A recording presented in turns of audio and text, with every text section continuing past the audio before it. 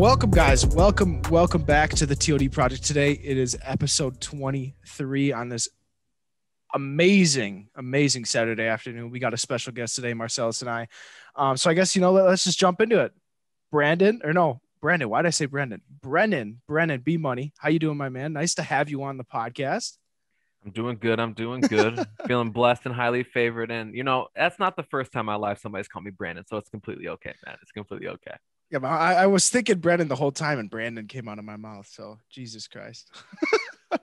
Marselis, my man, how you doing? Man, I'm doing good and getting better and gonna smile no matter the weather. You already know when it's podcast day, I'm ready to, do my dang thing. So let's get this podcast cracking. And I'm just grateful to have B Money on. It's another podcast, another day to spread value to people that listen to us on a daily basis. And I'm just excited. Let's get it.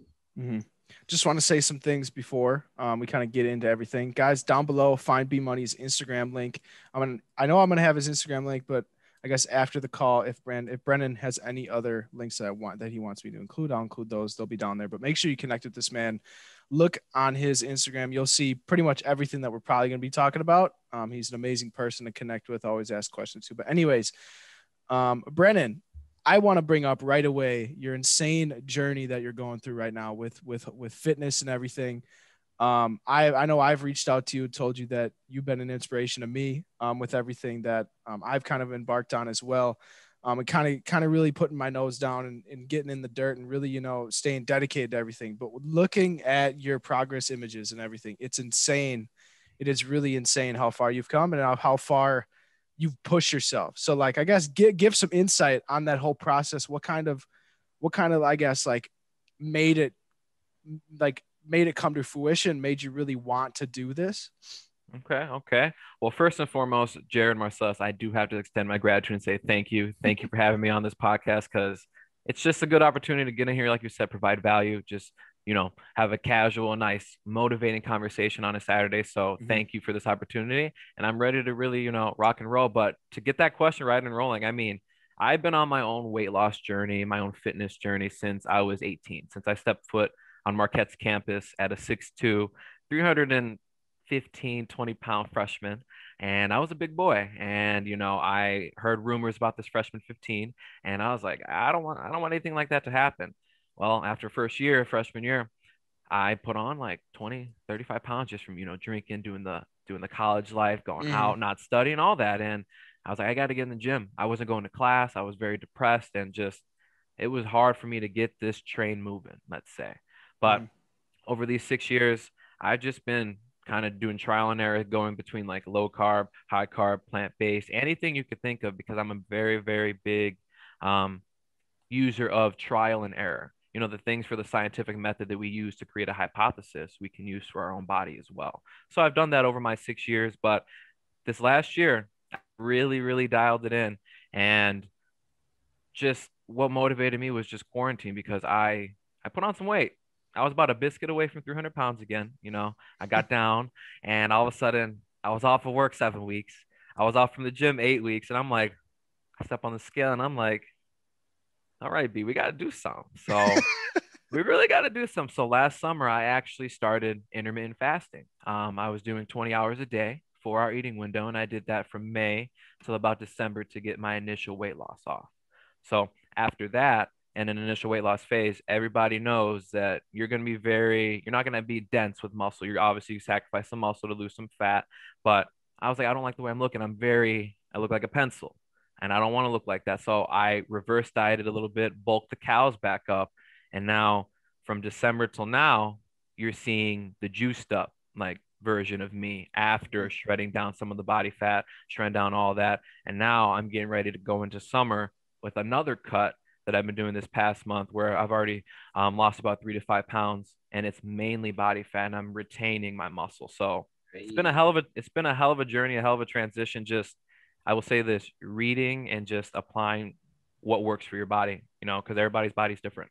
I feel like the big thing that I got out of that is the whole trial and error. Like you said, you've been working at this for 6 years, but now in this last year, you're really starting to find something that works for you and dial it in. I feel like when people go on that fitness journey or like that weight loss journey, whatever you want to call it, I've been a victim of this as well. Like I want to see quick results, you know. I want to see like, okay, like I'm going on this diet. Okay, it's been a month. I don't really see anything yet. Like what I'm always looking for a change and not really trusting the thing that whether it was instructed by a trainer or whether like it's something that I've gotten advice from. I didn't really put a lot of, I guess, patience into it. And that's what I love hearing now is like, you've had to have the patience for 5 years to then finally find something that works. And then bang, now like you're probably in one of the best shape of your life right now, you know? So it's like that's the big thing that I took away from that. It's just like, damn, like the grind isn't just working with something that works. It's working, figuring out something that works for the extended period of time and then really bang, dialing in. It just makes a huge difference. Man. Okay. So I want to tie into that too a little bit. Like seeing your journey, bro, on Instagram, like I seen one picture, dude. One picture was like your back, I guess. I think it was like 6 months transformation. And then there's like your back like now. I'm like, oh my God, you almost got, it's like you got a turtle shell going on now. You got like you got the tree in the back, you got the muscles popping out. Like, you know how they say, like, dang, that man's got like 6-pack on his back. You literally have that definition in your back, bro. And dude, it's inspiring as hell. But I want to ask you, because you're a hardcore lifter, you're in the gym, you're all about health. So if there was one exercise that, you know, you could do for the rest of your life, what would be that one exercise? I would probably make it a compound exercise in deadlifts. It takes everything to get that weight right off the ground, from the ground up, from the ankles to the knees to everything up. So I'd say a deadlift, a heavy deadlift. Reason being, you'll be sore after. Whole body will be sore. So nothing won't get left behind. So I'd say I do a deadlift probably for the rest of my life if I could. Man, deadlift is where it's at, low key. But yeah, bro. Also, man, you know, we don't want to make this just about just health and fitness. You know, this is about you, B Money, and like I want the listeners to truly like understand, like, you know, where you come from, the drive, the motivation. So like, you know, what about young B Money that was, you know, fresh on the scene? So like, what really like motivated you to become that you know, inspirational person that you are, to, you know, lose all that weight and now be the man you are? Well, I think you guys know what direction I'm ahead of this. You've probably heard this story multiple times, but it was, I'd say, the day I had a stroke from a football injury. I was 13 years old. It was back in August of 2008. I was starting 8th grade, and believe it or not, in 8th grade, I was 230 to 35 pounds solid. So I was, I was defensive tackle, and That's I was a big right boy tackle. in 8th grade. Yeah, and I just got off a nice 12-week program with my dad, put on some nice muscle because I was getting ready to play with some heavyweights. And first week of practice, went down for a fumble, and dude came in and hit me. I don't know who hit me. I don't know if it was my teammate. I don't know if it was the other team, but I immediately black out. And then I wake up and my hands are just like this. I can't feel anything in my body. I see my coach. His name's Coach Castleman. He's like, B, Brennan, can you hear me? Can you hear us? What day is it? I'm just like, I'm really looking around. I'm dazed. I'm like, my arms are tingling. I don't know what's going on. But to make a long story short, after going to get seen and having some medical evaluations, I ended up having a pinched nerve, they said. So I went to therapy. And then that pinched nerve, they were massaging my traps, the area around my neck that was sore. And that day, I threw a clot. I started getting dizzy on the physical therapist table. I started, my chin dropped. She literally said my chin dropped, like it just slouched, like visibly lost feeling in the left side of my body.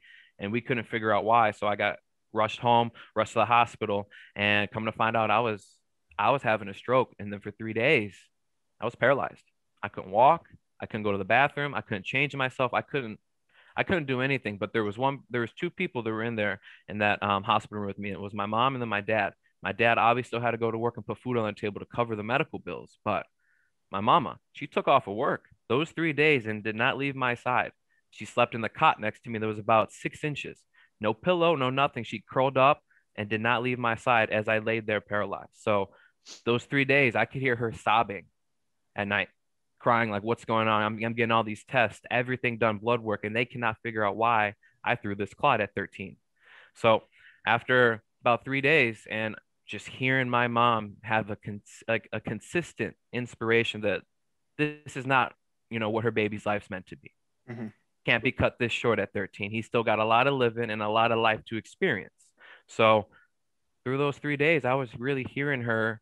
We can call it manifest, we can call it pray, we can call it what we want, but exhibit some form of faith that somebody is looking down on me, going to take care of me and make sure I get through one of these, this traumatic experience for me and my family. So 3 days later, I ended up getting feeling again. I was like, hey, I think I can go to the bathroom. I ended up going to the bathroom. I ended up walking down the hall, and I just look at my mom and her. It's pouring. My dad just pouring with tears. They're just like, what happened? I was paralyzed for 72 hours. And then all of a sudden, I'm ready to go. But I wasn't out of the woods yet. I ended up needing a surgery because I still had an extra heart pathway causing the arrhythmia, which also caused my clot. So we fast forward to February 24th, 2009, the date that's tattooed on my arm. And this may sound weird on how I portray it, but I went under for anesthesia. We were supposed to go in for a 5-hour surgery, remove this pathway. It's called an ablation. So this extra pathway was just causing like my heart to flutter high, my heart to flutter low. I'd get shortness of breath, and I would start throwing clots because my arrhythmias are throwing things off. So took them, I'd say, about 5-6 hours to find the pathway. And there is just this one moment I could never decipher until probably now in my 20s on what I saw, who I saw, and why I have this inspiration I do. And I'm sorry to make a very long story longer, keep going. but keep going. Bro. Yeah, this is awesome. When I was under for anesthesia, I felt myself kind of just like sink. I'm a very big believer in the mind and the between the soul and the body. Body's different, soul's different as well. We're just a soul that inhabits this body, this vessel. So my soul, I believe, left my vessel, and I'm deep in the I'm real just deep, and I'm like looking around, and I'm seeing things. And I'm like, I thought I was going for surgery. Last thing I remembered in the physical world, but I'm pretty positive I was in the astral realm where all the dimensions all coexist, the ether, everything you want to talk about. And I saw this circle of brick, this huge Aztec warrior wearing just feathers around his waist. He's tatted up. He's got a bow and arrow around his chest, and he's massive. I'm just like, who is this? Nothing's said. All I can do is just see. Nothing is said, but he has this hourglass. And I keep going in this circle, and I'm looking at the hourglass, and there's one grain of sand left. As soon as that grain of sand gets to the middle, he's like this. And then I wake up. So I wake up, and the doctor's like, Brennan, can you hear me? And I'm literally just like, I rub my eyes. I rub my eyes. I look at the doctor. I was like, I'm in for surgery, right? They're like, yeah, we had a little complication. Surgery was supposed to take 5 hours and ended up taking 8, but we did find the pathway, and we did stop causing the heart arrhythmias that did cause you to have a stroke. And I was just like, wow. It wasn't until my 20s that I really knew who I saw and who that was. That was my guardian angel and one of my spirit guides, for the reason maybe my mom was manifesting and praying to him, and maybe the reason why I was able to regain, my feeling after being paralyzed. I remember him vividly. And when I've have spiritual vibrations or vibrational tingling, I feel him. I see him. I'm pretty positive he's the one who turned my hourglass around. I was like, you have a second chance at doing what you need to do to go ahead and live your life. What happened to you was an unforeseen circumstance, but that doesn't define you. Now what you do with the second chance, this is going to define you. So make it count. And that's why I'm a big believer that I was born on February 2nd, the second month of the second day, for a reason. And that's the whole inspiration of why I do what I do, is because in February 2009, that could have been my last day. I never know when I'm going to go.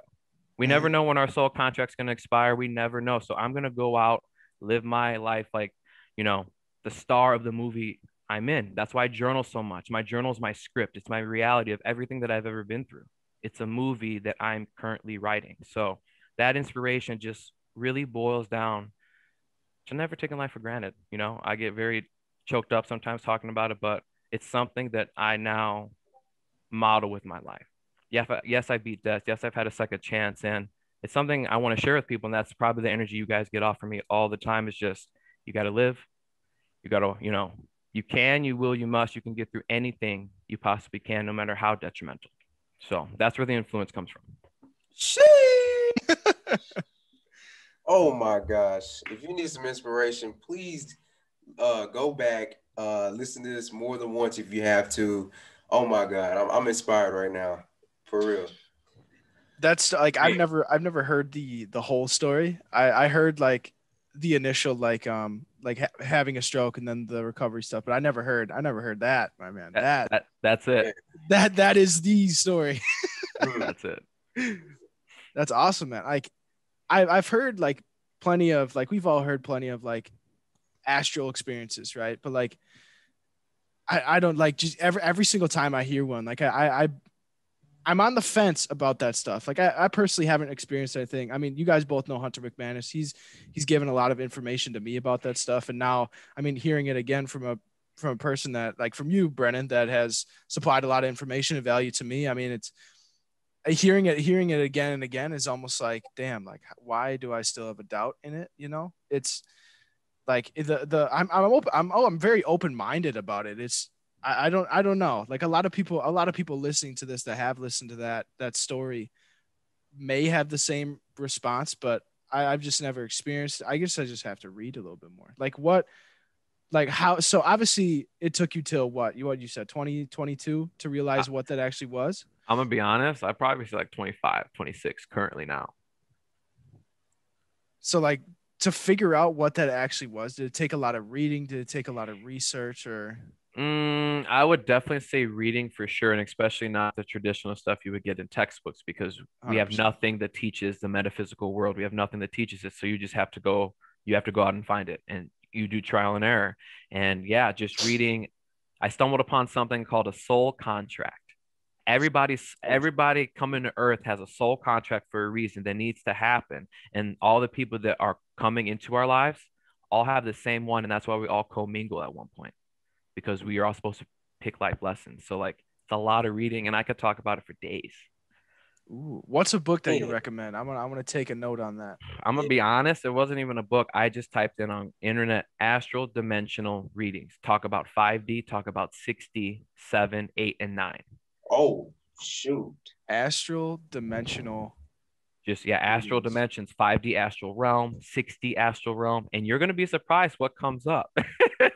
So take awesome. Take a dive down that way, and like an experience I want to share with you guys, and it's some personal I just did probably like a few months ago. My brother's girlfriend, her name is Carson. She lost her mom, due to breast cancer about 5-6 years ago, and she knows I'm in meditation, and in the practice of meditation and the practice of like astral traveling, and I was practicing in that this past winter to the point where I got in contact with her mama's soul. Because her body's not here, her soul is always eternal. We had a conversation and actually got to get questions answered that Carson had on like why her mom left, why did you leave early. Some of these replies were shocking. They literally tore me to my core. I was crying in the middle of meditation. My physical body was crying when my soul was going through this. So that's how I know like the two are so separate. Like they're so separate. It's unreal. After that experience, I was very shook. Yeah, I can only imagine. there's a lot more to this world and this reality than what we're doing here. So it's unreal. So I highly suggest you guys go down that, I guess, rabbit hole, if you want to call it that, but just some informational reading. I just think metaphysical and just emotional and mental well-being outside of the physical body will do the soul good. Yeah, it's a lot of information I got like kind of almost pushed into by Hunter. I mean, for the people that don't know who Hunter is, we're having him on later in the month, so you guys are just gonna have to wait for that episode. But he put me onto a couple short stories or like a couple like articles of information about all of it, and got me thinking about it initially. And obviously, like it's something that has never been introduced. Like when we were growing up, like it's crazy that some information that you realize is actually like should be essential to learn about and to know you have to figure it out by yourself. I mean, probably the universe made it that way, maybe, that it's more of a personal exploration rather than an educational exploration. Like, I don't know. It's awesome to figure out about that stuff, but I feel like it's kind of shitty that it's not taught or like exposed to people at a young age, like in school or like stuff like that. That's a conversation we go on about as well, but Oh yeah. I feel like that information is almost a necessity, like to realize that it's not like you said, like we have a soul and we have a body. Like our body right now is just a vessel. So like that I do believe, but I'm just gonna have to educate myself more on this stuff. It gets interesting and more interesting every time I hear about it. Want to know what we can tie it into daily that happens to us that we can't even remember? It's Go for dreaming. it. Yeah. When you dream, your body's asleep. Soul doesn't. So like those dreams you remember is your soul inhabiting another vessel in a different reality, going through maybe the same or something different that you're currently going through now in this three-dimensional world. And then you wake up when your 3D body's like, oh, it's time to get up, and now you're back here. So I'm telling you, dude, this is like my psych side coming in. This is why I studied psych in college, because I had an idea that there was some deep stuff, but just not like this. But dreaming is one of the biggest ways you can really understand we astral travel, for sure. We do it about 5-6 times a night, whether we remember or not. So it's really interesting. Awesome. That is very true. So, going through all this, spiritual development, what would you say to that person that truly doesn't like believe that there's something else after we pass away? Like, what is your belief? Some people believe that we have multiple lives. Some people believe that when we die, we go straight to heaven or hell. Everybody has different beliefs, but what are yours, B Money, about death, like after you pass away? Well, considering I think I was pretty much on the threshold Yeah. back in the day, Yeah. I definitely do think we have way more purpose than the 3D life. I definitely do think we will resurrect and reincarnate. And this posed me to a question I researched, that if your soul contract is not met in your time spent on Earth, you will reincarnate with amnesia to do it again. So this is why a lot of people, when they come in, they'd be like, man, I should have been born in the 80s. I'm in the wrong generation. We're all star seeds, we're all light workers, and we're all light travelers. We have been here on Earth once before. But the thing is, it may take a couple reincarnations for us to really truly realize what our soul contract and life purpose fully is. So it's, yeah. I was reading. So there's the thing. I came across it on TikTok. I mean, I guess not reading. I guess I was browsing on TikTok. And a lot of the TikToks that I've seen about that are kind of familiar, like kind of connected to this, were Titanic, like kids getting reincarnated, and their past life were victims of the Titanic.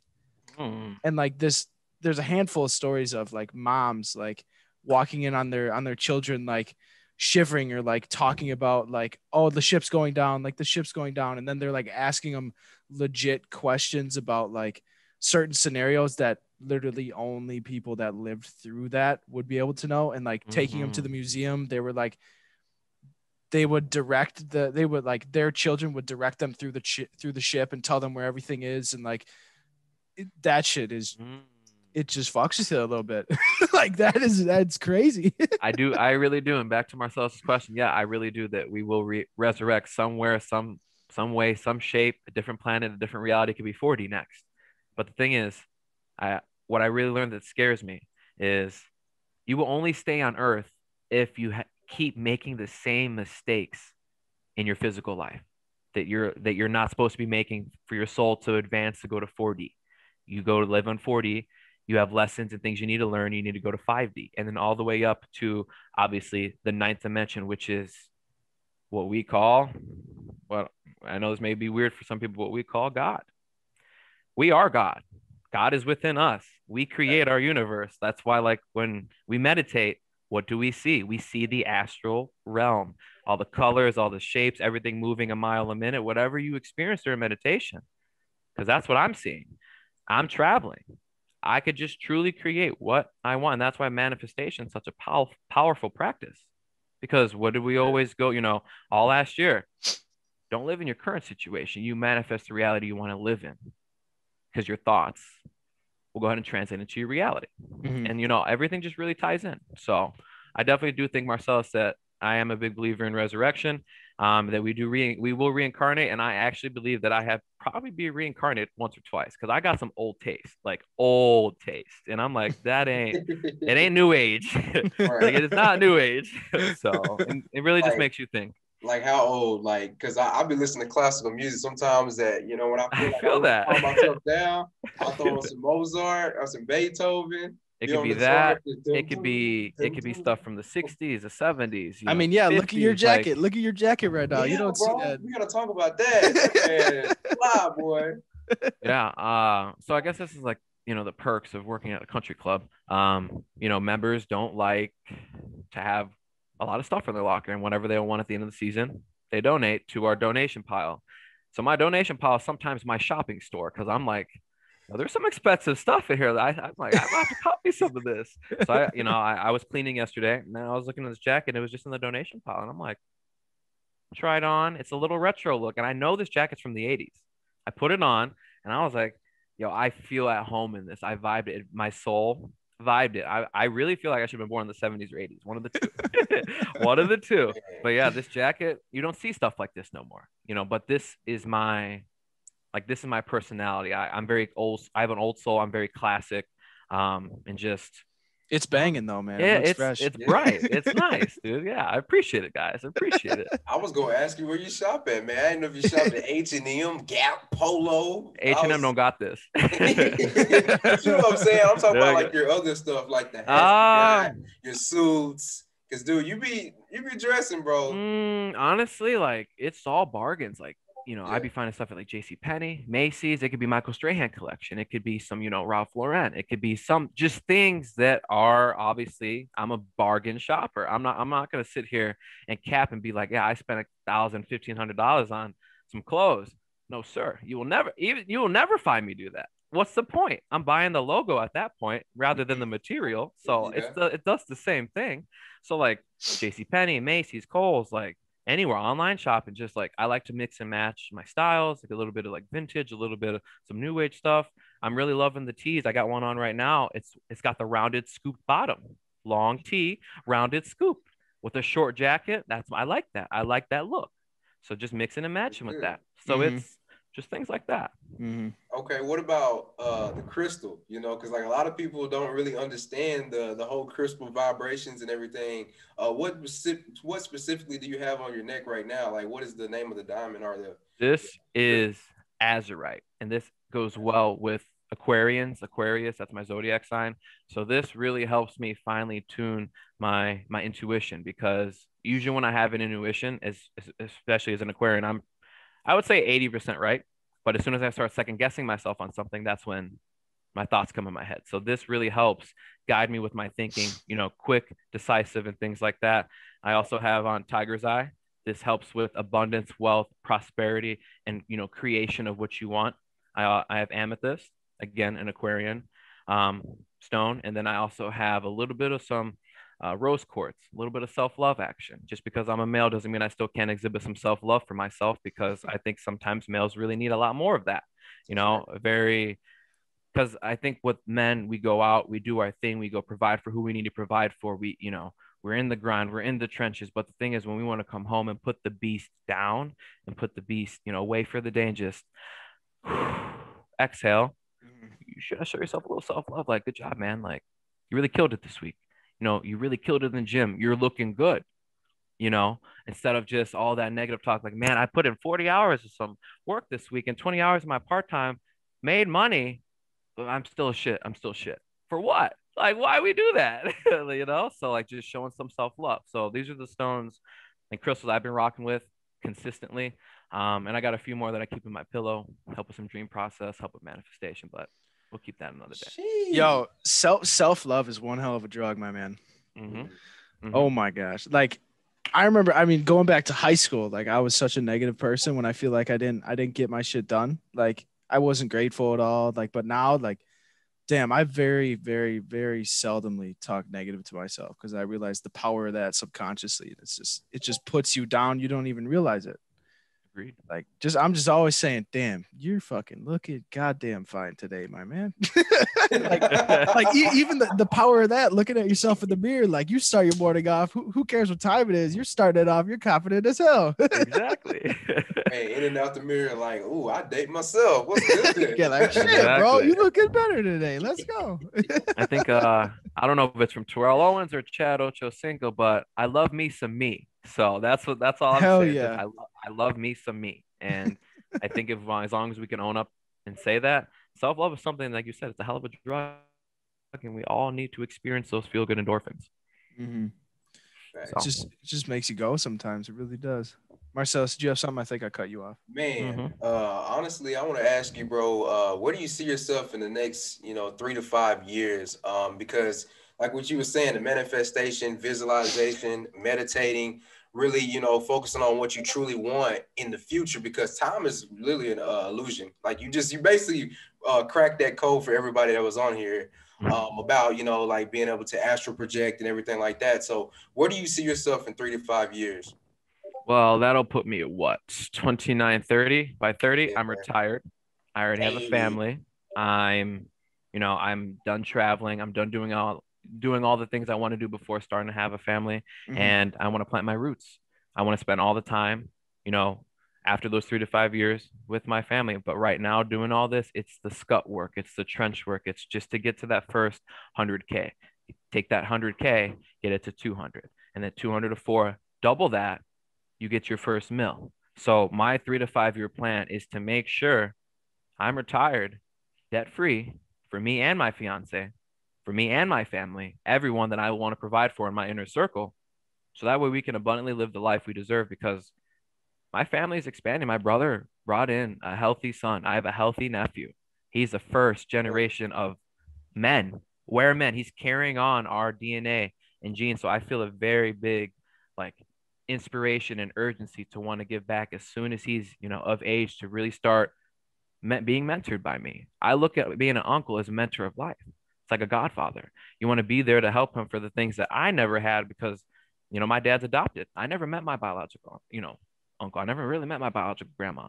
I've adopted families, and I love them like like they're my own. But just things like that. So those 3 to 5 years, this next 27, 28, 29, it is all going into trading, real estate, and then I want to get in some other things, like opening up some LLCs, pertaining to some trading. I want to open up a prop firm.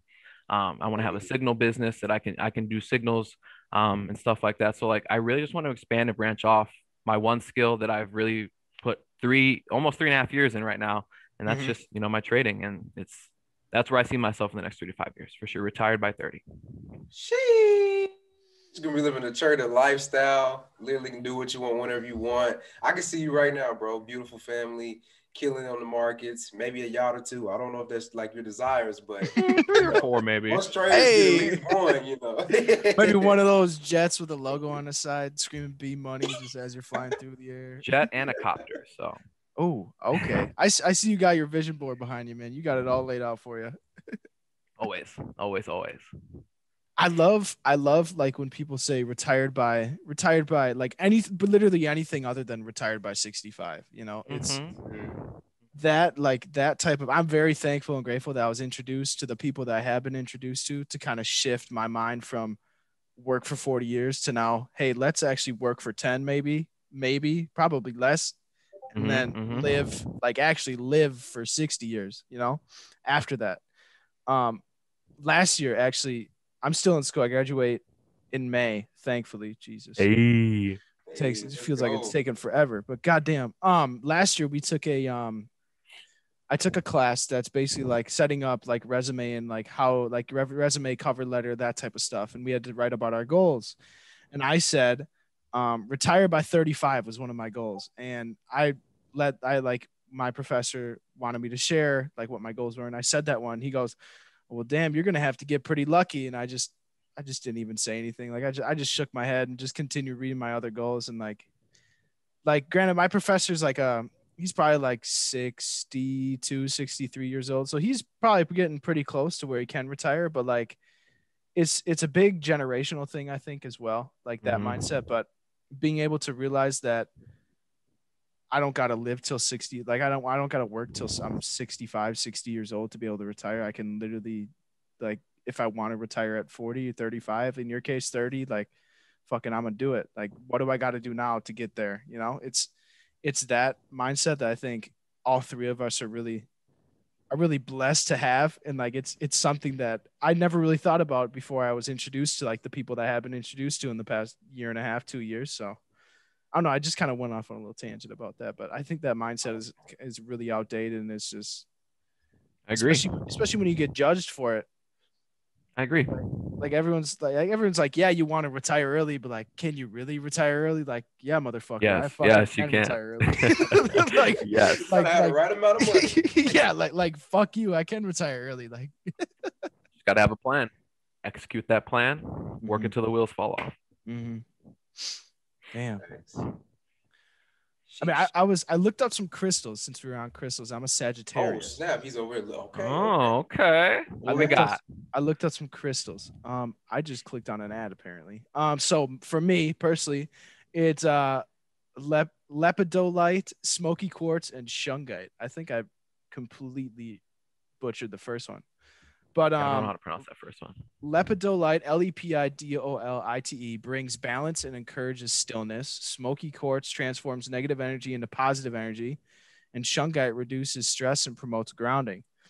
But I haven't really done much research on my zodiac sign. But it says Sagittarius loves to explore new adventures, travel, and experience anything that enables freedom, and that's exactly where I'm at. That's okay. Maybe I got to get some crystals in my life. Oh, I hear that. I mean, just from you going over your crystal lineup, that lines up perfectly with your zodiac sign, because you want to go out, be in a new adventure phase in your life, but you also want to make sure you're grounded. That's why shungite's on there.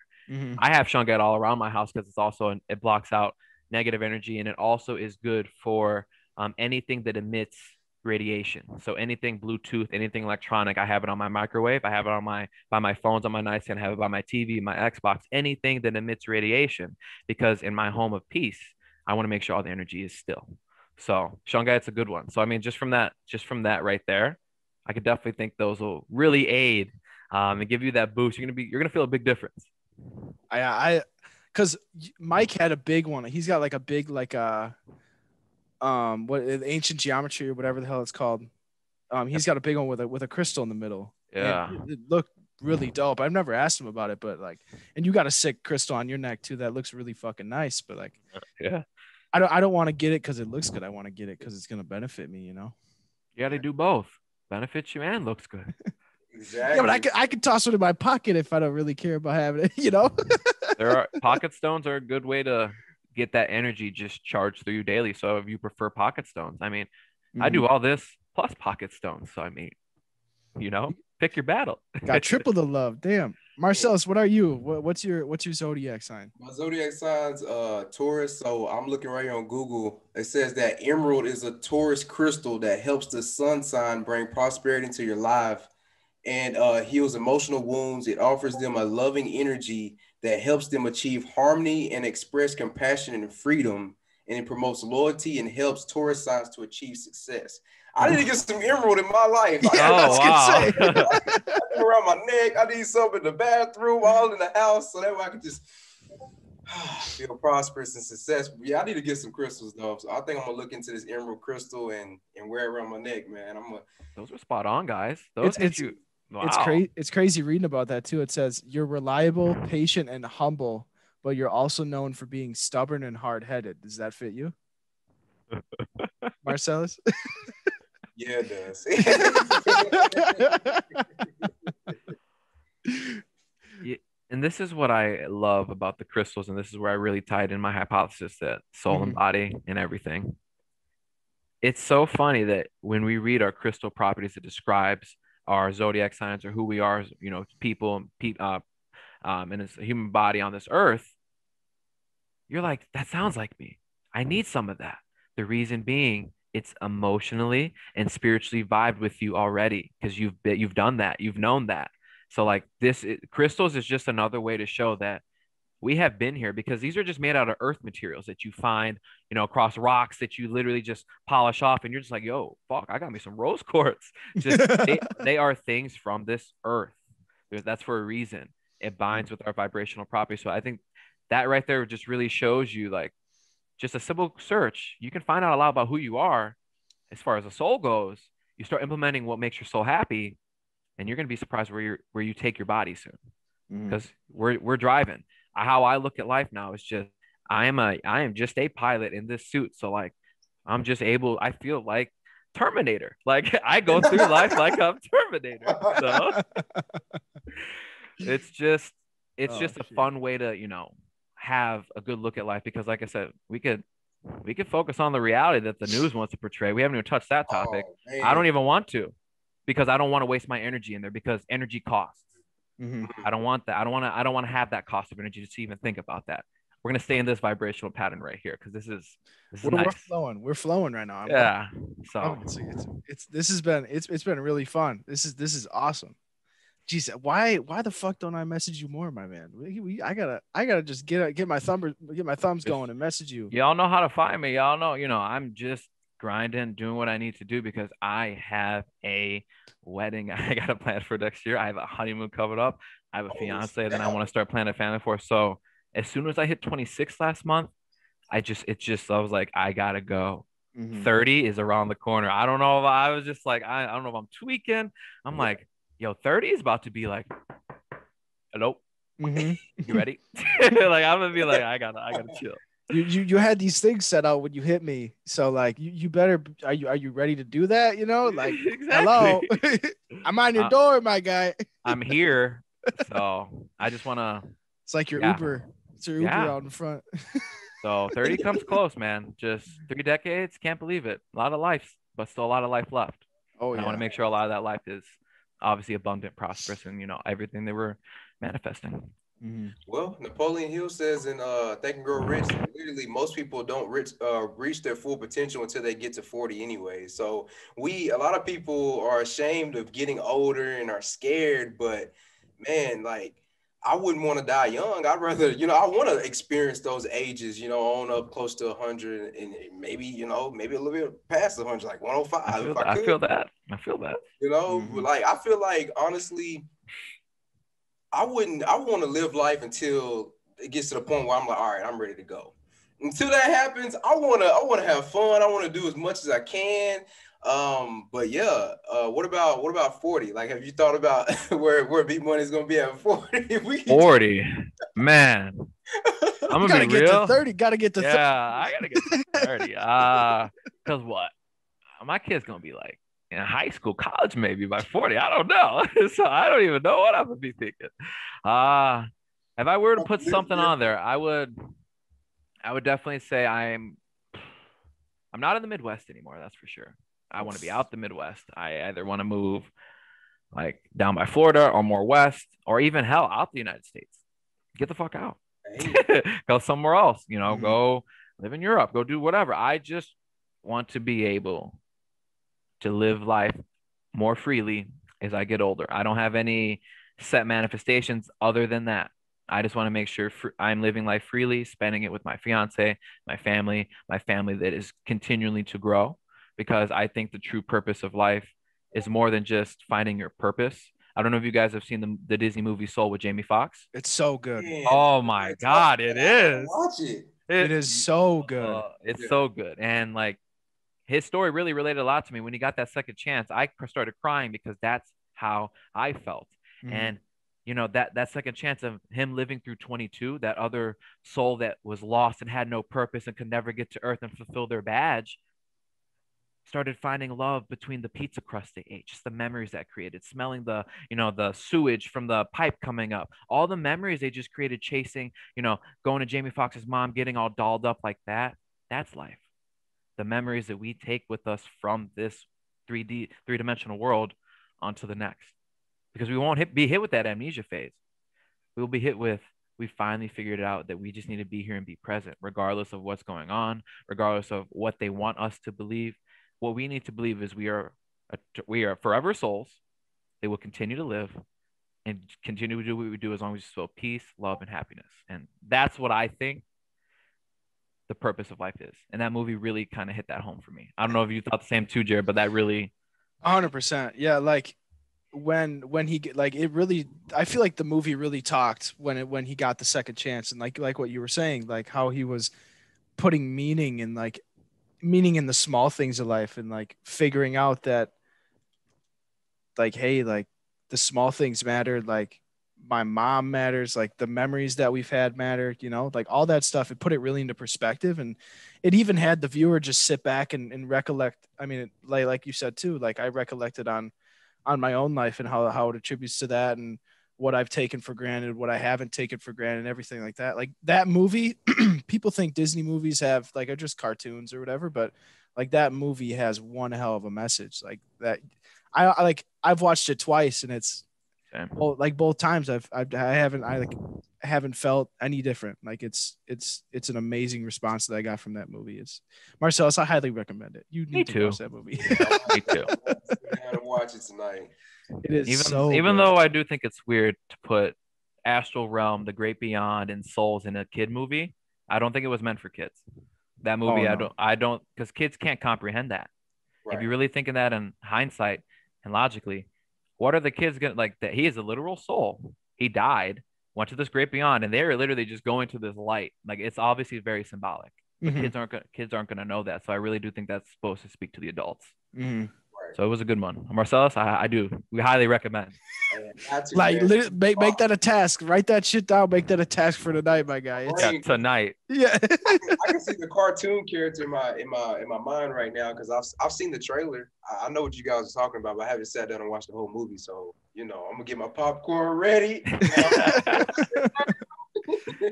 It is so good. I only say good things about it. Like it is amazing. There's got to be more movies about that. There's got to be. Man, gotta be. I mean, I haven't watched the movie just from you guys saying this. Like literally, I'm like, dang, you guys are peer pressuring me into wanting to watch it. Hey, it's the good kind. It's the good kind of peer pressure. Oh, B Money, I wanted to congratulate you again on your proposal to your fiance and you two kind of getting together. That's awesome. I know when I first met you guys were dating, and then I saw that on Instagram. I'm like, okay, B, okay, hell yeah, brother, hell yeah. Appreciate you guys. What are the plans for that? When do you guys got the wedding set out? You nothing about dates yet or what? Nothing's set in stone for dates. We don't have a save the date yet, but we're going to tour a venue next weekend. Her mom's coming in because her mom lives in Fort Wayne, Indiana, so it's a little bit of a drive, but we want to make sure that the venue is good for both parties. So we're gonna be looking at venues in Illinois because it's a central location between our Wisconsin, Illinois, and Indiana folks to be able to meet. We're aiming at last week of September in 2022 or first week of October, so a fall wedding.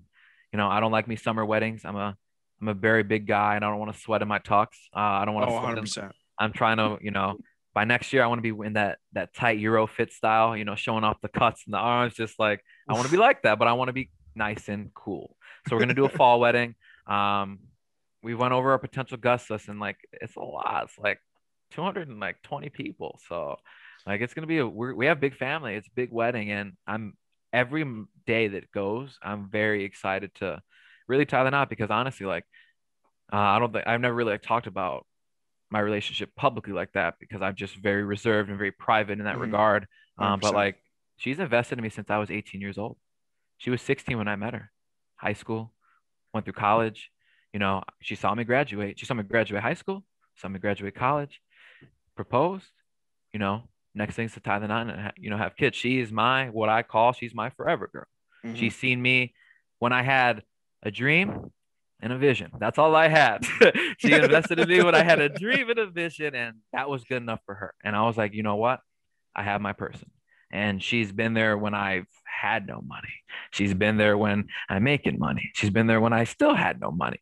But the thing that always stayed there was her. Been the most consistent thing in my life. So like just to be able to go through life like that, her seeing me pick up my, my entrepreneurial journey and still stay by me and support me really shows me that by 30, when I retire, both her and I and our family, that it was all worth it. And Mm-hmm. she invested in me at 18. And I really want to show she gets a return on her investment. So like the wedding and the honeymoon, I'm really gunning for. Like that is what I want to be, is like a very like memorable part of my movie. So wedding stuff stressful, don't get me wrong, but it's also a beautiful journey. Yeah. Man, all our single people out there, do not cry. You will find the one eventually. I'm over here like that. Yeah. No, but yeah, I'm gonna find mine one day. But yeah, man. Like, so when was that moment, bro? You were like, all right, I gotta marry this girl. And like, how did it go when you gave her the ring? Because some people, they do their own thing. Like sports fans, they'll be in the freaking stands and make sure like the Jumbotron sees them and they'll propose right there on TV. Like, did you do anything special, or just you just did something? No, I did a little something. So I'm a family man, and I incorporated my family and her family in on it, and her best friend. To the point where proposal day, she had no idea what was going on. Like I had her surprised. But long story short, to make the plan, we aimed for the last weekend of September. It was right after her birthday. We were going up to Airbnb in Michigan. We were just gonna chill on the lake, do that for her birthday weekend. That was a cover story. Her best friend was planning just the birthday weekend and things like that. But underneath everything, it was my mom, her best friend. We're planning an engagement party. We're planning a proposal. We're planning a whole bunch of things and she has no idea. So we copped 2 B&Bs that weekend, brought all family down. And she's just like, oh, I'm so ready to celebrate my birthday, things like that. I did it that was it that Friday? I believe that was the 25th. September 25th was, I believe, that Friday. So we were going down to like the pier where all the lakes and where the boats and the lakes are. We're walking down. It's nice. I've never been to Michigan. So I was just like, this is nice. Group of people walking, and she's just chilling, just going with friends. Meanwhile, in the back, her best friend took a video of me. She's like, what do you got to say to the camera? Today's proposal day. Yeah. And I was like, and I finally saw that video. I showed the ring. I looked at it. I was like, today is the day I ask you to be mine forever. And it was just a very good like feeling to see that video. But like, I get to the pier, she's getting ice cream, everybody's getting food and all that. I'm like pacing back and forth. I'm like, all right, how am I gonna do it? And I have the ring. The nerves just setting in. I have the ring just like in my pants. Like it's on my person. It's already there. So she has no idea I have a ring on me. And we're going down the pier. She's like, come take a picture. Her mom's like, let's do back shots. It's a thing in her family where they just like to pose out on the lake and they take pictures of their back. It's something they've always done. And I was like, cue received. I was like, cue received. So she's literally looking out into the ocean, like the lake, ocean, whatever you want to call it. And I get down. I was like, this is it. So I get down on one knee.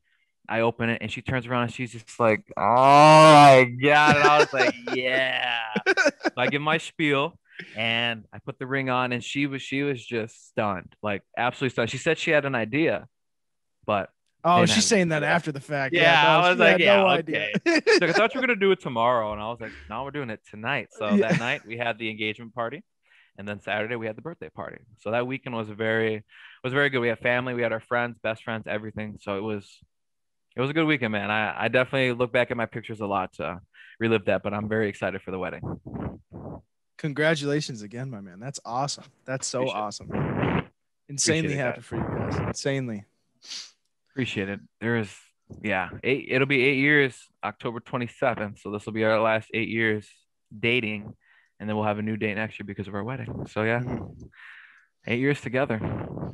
Yeah, it was 5.5 for my girlfriend and I last month. So okay, congratulations. Yeah, don't worry about it. I'm thinking about it. I'm thinking about, she isn't here right now, so I can say this out loud. I'm thinking about.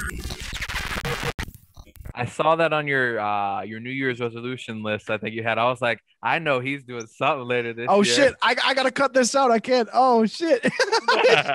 I listen to this. Yeah, she's gonna be like, I knew it. Yeah. I knew it. I'm gonna have to mute. I'm gonna have to mute and cover up my face when I said that. That's awesome though, brother. Congratulations. You're gonna feel that same euphoria just to hear her say yes, and just for you to put that ring on that you picked out. It's, I think, a moment every guy really should look forward to more.